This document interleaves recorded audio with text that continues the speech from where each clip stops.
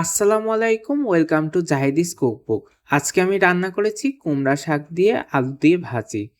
পুরো রান্নাটা দেখে আপনাদের যদি ভালো লেগে থাকে তাহলে অবশ্যই চ্যানেলটা সাবস্ক্রাইব করবেন, কারণ আমি এখানে যে রান্নাগুলোর চেষ্টা করি সেগুলো আপনাদের সাথে শেয়ার করি।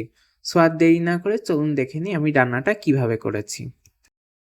আমি কুমড়া শাক রান্না করব, তাই আমি এখানে শাকটাকে ভালো করে কুটে ধুয়ে পানি ঝরিয়ে নিয়েছি।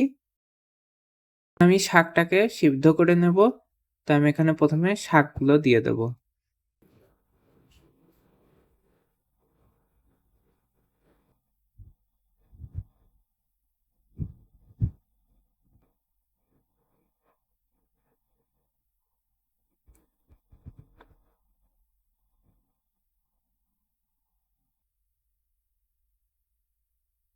আর দিব রসুন,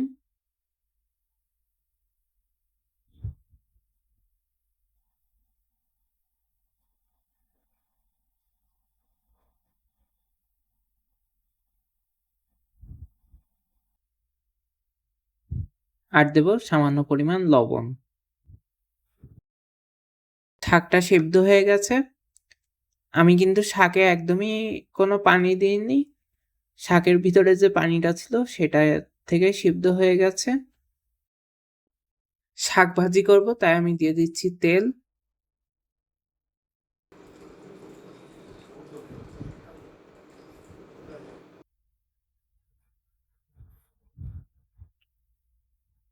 আর দেব পেঁয়াজ।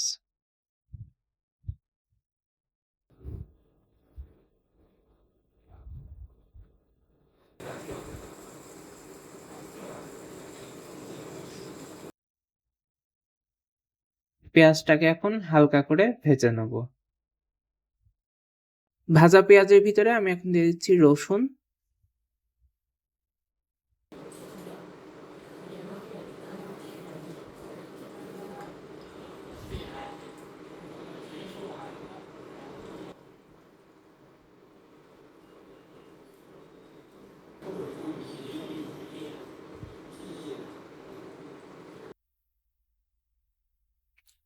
আর দিয়ে দেব আলু। আলুটা চাইলে আপনারা চিকন করেও কেটে দিতে পারেন। আমি একটু মোটা করেই কেটেছি।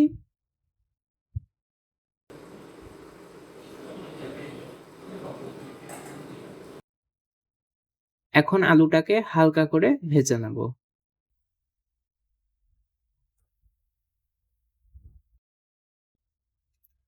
আলু হালকা করে ভাজা হয়ে গেছে। এখন আমি এতে মসলা দেব। মসলা বলতে আর কি, জাস্ট একটু হলুদ গুঁড়া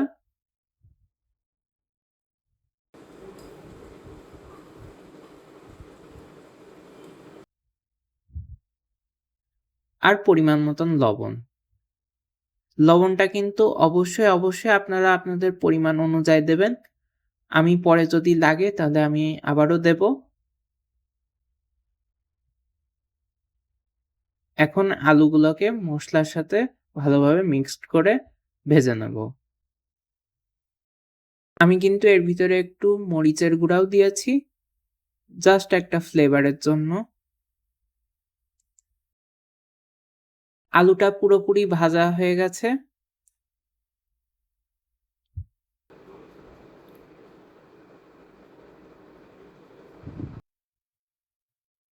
এখন আমি এতে শাক দিয়ে দেব।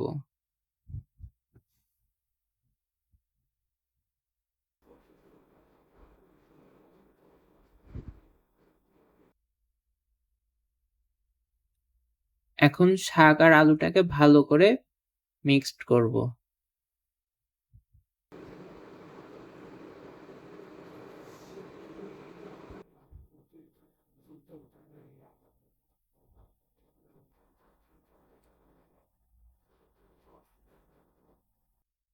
আর এখন দেব কিছু কাঁচামরিচ।